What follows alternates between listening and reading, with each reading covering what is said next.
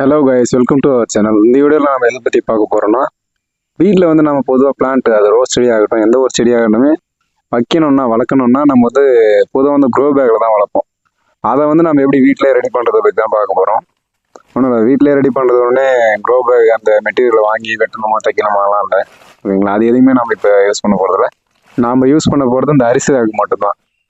அதாவது அரிசி சாக்கு, வாட்டவர், எந்த சாக்காக இருந்தாலும் சரி, நீங்கள் வந்து அந்த மெட்டீரியல் பார்க்க தெரியும். ஓரளவுக்கு அது கொஞ்சம் தாங்கி இருக்கும். இந்த வெயிலுக்கும் தண்ணி நம்ம ஊற்றி வச்சாலும் அதுக்கும் ரெண்டுத்துக்கும் தாங்குற மாதிரி இருக்கிற ஒரு மெட்டீரியல் சாக்கா வீட்டில் இருந்துச்சுன்னா அதே எடுத்துங்க. இதில் வந்து நம்ம கட் பண்ணவோ எதுவுமே பண்ண போகிறதில்ல. இந்த மாதிரி வந்து சாக்கை வந்து உள் சைடாக திரும்ப பார்த்து நமக்கு வந்து அந்த க்ரோ பேக்கில் வர மாதிரி ரவுண்ட் ஷேப் கிடைக்கும். இதில் வந்து ஒரு ரெண்டே ட்ரிக் மட்டும்தான் யூஸ் பண்ண போகிறோம். இந்த ரவுண்ட் ஷேப் வரத்துக்கும் ஃபுல்லாக க்ரோ பேக் அளவு வரத்துக்கும் இந்த எட்ஜ் இருக்குது இல்லைங்களா, இதை வந்து உள் சைடாக வந்து நம்ம கொஞ்சமாக வந்து உள்ளே இழுத்துக்கிறோம். லைட்டாக வந்து உள்ளே வந்து அமுத்திக்க பார்த்து அந்த வந்து உங்களுக்கு ரவுண்ட் ஷேப் அளவு வந்துடும். அதை நான் வந்து மண்ணு கொட்டை பார்த்து காட்டுறேன், ஓகேங்களா? இந்த மாதிரி வந்து உள் சைடு திருப்பி பார்த்து அந்த கலர் இருக்கிற சைடு வந்து உள்ளே பார்த்து ஃபுல் அண்ட் ஃபுல் இந்த க்ரோ பேக் மாதிரியே உங்களுக்கு தெரியும். இந்த கலர் மட்டும்தான் அதுவும் உள் சைடு போயிடும், ஓகேங்களா? அந்த க்ரோ பேக் கூட நானும் லாஸ்ட்டாக வச்சு காட்டுறேன். இது எத்தனை நாளைக்கு தாங்கும், எவ்வளோ நாள் வரைக்கும் வச்சு யூஸ் பண்ணலாம். ஏன்னா நம்ம வந்து இது ஃப்ரீ ஆஃப் காஸ்ட்டில் யூஸ் பண்ணுறோம். இதோட மெட்டீரியல் குவாலிட்டி வந்து இந்த க்ரோ பேக்குக்கு ஏற்றதாக இருக்காது கண்டிப்பாக. இதையே யூஸ் பண்ணி நம்ம எல்லா செடியும் வளர்க்கலாம்னு கேட்டீங்கன்னா கண்டிப்பாக வளர்க்கலாம். ஆனால் க்ரோ பேக் நம்ம காசு கொடுத்து வாங்குறோம்னா அந்த மெட்டீரியல், அது க்ரோ பேக்குன்னு ரெடி ஆகிற மெட்டீரியல் வந்து ஒரு 3லேருந்து 4 மாதம் இதோட வந்து எக்ஸ்ட்ரா வரலாம். இது வந்து மினிமம் வந்து ஒரு 1 இயர் ஆச்சு வரும். அது எந்த மாதிரி நம்ம மெயின்டைன் பண்ணால் அந்த 1 இயர் வரைக்கும் தாக்கு பிடிக்கும்ன்றதையும் சொல்கிறேன், சரிங்களா? இந்த ரெண்டு சைடையும் வந்து நம்ம மண்ணை கொட்டியை பார்த்து உள் சைடு லைட்டாக அமுத்தி விட்டுக்கணும். இது தெரியுதுங்களா? இந்த சைடு உள் சைடு அமுத்தி விட்டுக்கு பார்த்து இந்த எட்ஜஸ் வந்து இந்த மாதிரி வெளில வந்துடும். அந்த இடத்துல அந்த எட்ஜஸ் வந்து திரும்ப வெளில போகாத அளவுக்கு அந்த சைடு வந்து மண்ணை போட்டு அதை நல்லா டைட் பண்ணிக்கணும். ரெண்டு சைடுமே அந்த மாதிரி டைட் பண்ணிங்கன்னா உங்களுக்கு அந்த ரவுண்ட் ஷேப் தெரியுதுங்களா, ரவுண்ட் ஷேப் வந்துடும்.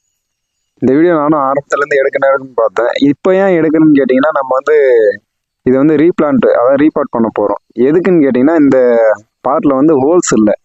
அது அர்ஜென்ட்டில் ஒரு நாள் எடுத்துகிட்டு வந்து வச்சதுனால இதுக்கு மேலே தண்ணி வந்து கீழே இறங்காததுனால சரி இதை வந்து இந்த சாக்கில் வந்து ரீபார்ட் பண்ணிடலாம், அதையுமே வந்து ஒரு வீடியோவை எடுத்துடலான்றதுனால தான் அந்த வீடியோ இப்போ போஸ்ட் பண்ணுறேன்.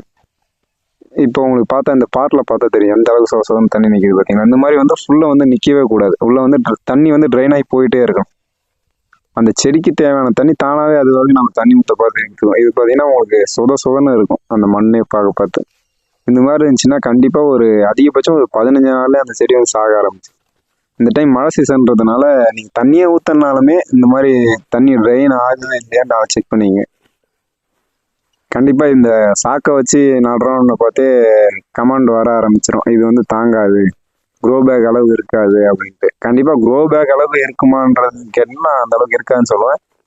ஏன்னு கேட்டிங்கன்னா, க்ரோ பேக்ன்றது ஃபுல் அண்ட் ஃபுல் வந்து பிளான்ட் நடுறதுக்குன்னே வந்து மெட்டீரியல், அதுக்கான மெட்டீரியல் யூஸ் பண்ணி மட்டுமே ஃபுல் அண்ட் ஃபுல் மேக் பண்ணுறது. அது அதை வந்து இது கூட கம்பேர் பண்ணாதீங்க. இந்த மாதிரி வந்து ஃபுல்லாக நம்ம போட்ட பிறகு ஹோல்ஸ் வந்து அந்த தண்ணி ஊற்றுற தண்ணி வந்து ட்ரெயின் ஆகணும். அதுக்கு நீங்கள் ஷார்ப்பான எந்த ஒரு பொருளை வச்சுமே இந்த மாதிரி கீழே வந்து ஒரு 4லேருந்து 5 ஹோல்ஸ் அளவுக்கு போட்டு விட்டுருங்க. கண்டிப்பாக அந்த பாட்டமில் போட்டு விட்டுருங்க. ஹோல்ஸ் போடாத விட்டிங்கன்னா தண்ணி வந்து கீழே ட்ரெயின் ஆகலைன்னா மறுபடியும் இதுலேருந்து வேறு இடத்துல மாற்றணும். நீங்கள் கவனிக்காத விட்டிங்கன்னா செடியுமே செத்துரும். இப்போ இந்த ரீபார்ட் பண்ணுறதுக்கான காரணம் நீங்கள் அதனால தான் நான் அதை வச்சே போட்டேன். இதனால தான் தண்ணி ட்ரெயின் ஆகாத இருந்ததுனால தான் இதை ரீபார்ட் பண்ணுறான்ட்டு. அதனால் கண்டிப்பாக நீங்கள் இதை யூஸ் பண்ண பார்த்து நீங்கள் வந்து ஹோல்ஸ் போட்டு வச்சிங்க. இப்போ தெரியுதுங்களா, அந்த க்ரோ பேக் தான் இருக்கும். அந்தளவுக்கு நம்ம வந்து சப்போஸ் பிளான்ட் வந்து பெருசாகுதுன்னு பார்த்து அப்படியே மண்ணு கொட்டி அந்த சாக்கு இன்னும் கொஞ்சம் மேலே ஏற்றி ஓட்டிக்கிட்டிங்கன்னா உங்களுக்கு பிளான்ட் எந்த அளவுக்கு பெருசாகுது. மேக்ஸிமம் வந்து இந்த சாக்கோட பெரிய பிளான்ட்லாம் க்ரோ பேக்கில் வளர்க்க முடியாது. க்ரோ பேக் வளர்க்குறதோட இந்த சாக்கில் வந்து இன்னும் பெரிய பிளான்ட்டே வளர்க்கலாம். எத்தனை நாள் தாங்கும்னு கேட்டிங்களே, இது கிட்டத்தட்ட ஒரு 8 மாதமாக அந்த சாக்கு நான் ஆரம்பத்தில் வச்சது 8 மாதம் ஆகுது. இப்போ தான் அது லைட்டாக டேமேஜ் ஆக ஆரம்பிக்குது. அதுவும் ஏன்னு கேட்டிங்கன்னா ஃபுல் அண்ட் ஃபுல் வெயில்லையும் மழையிலையும் டேரெக்டாக இருக்குது. அதனால தான் அது இப்போ டேமேஜ் ஆகிடுது. இது பார்த்தீங்கன்னா வச்சு கிட்டத்தட்ட ஒரு 3 மாதத்துக்கிட்ட ஆக போகுதுன்னு வச்சுங்களேன். இது பார்த்தீங்கன்னா உங்களுக்கு வச்ச மாதிரியே தான் இருக்கும். இதை வந்து நம்ம இந்த மாதிரி மேக்ஸிமம் வந்து ஒரு 1 இயருக்கு மேலே வரணும். எந்த மாதிரி மெயின்டெனன்ஸ் பண்ணணும்னா, மேலே வந்து ஷேர் நெட் கட்டுறீங்க, டேரெக்டாக வெயில் அடிக்காத இருக்குது, மழையை வந்து டேரெக்டாக அடிக்காத இருக்குது அப்படின்னு பார்த்து கண்டிப்பாக ஒரு 1 இயருக்கு மேலே கொண்டு போக முடியும். ஏன்னா அந்த மெட்டீரியல் பொறுத்து, ஓகேங்களா? நல்லா ஒரு திக்னஸான ஒரு சாக்காக இருந்துச்சுன்னா கண்டிப்பாக 1 இயருக்கு மேலேயே போகும். நீங்கள் இந்த பக்கத்தில் இருக்கிற க்ரோ பேக் கம்பேர் பண்ண பார்த்து சாக்கு உங்களுக்கு எவ்வளோ பெஸ்ட்டாகவே இருக்கும். இந்த மாதிரி நீங்கள் சாக்கில் ரெடி பண்ணி வச்சாலும் சரி, இல்லை க்ரோ பேக்கில் வச்சாலும் சரி, வாட் எவர் எதில் வச்சாலும் சரி, அதாவது பாட்டில் வைக்காத மீதி எதில் வச்சாலுமே, பாட்லேயும் வச்சாலும் இந்த மாதிரி பிளாஸ்டிக் ட்ரே யூஸ் பண்ணி வைக்க பார்த்து, அது மேலே வைக்க பார்த்து, நீங்கள் தண்ணியே வந்து அதிகமாக ஊற்றினாலும் சீக்கிரமாக ட்ரைன் ஆகும். ஏன்னா ட்ரைனேஜ் ஹோல் இருந்தாலுமே இந்த மாதிரி ஒரு பிளாஸ்டிக் ட்ரே யூஸ் பண்ணி வைக்க பார்த்து தண்ணி வந்து ஈஸியாக அது ட்ரைன் ஆகிறது வந்து ஈஸியாக இருக்கும். நாமமே வந்து சப்போஸ் க்ளீன் பண்ணோன்ற பட்சத்தில் ஜஸ்ட் இதை லைட்டாக இழுத்தாலே போதும். இதை இப்படி இழுத்து காட்டுறாரு, இப்படி ஜஸ்ட் வந்து இழுத்தாலே மொத்தமாக அது வந்துடும். அதுவும் இல்லாமல் இது சாக்குலேயும் நீங்கள் க்ரோ பேக்லேயும் வைக்க பார்த்து அதை வந்து எந்த ஒரு ஃபிசிக்கலாக வந்து நம்ம அதை எடுக்கவே தேவையில்லை. இப்படி ஜஸ்ட்டு இதை நவுத்திட்டாலே போதும்.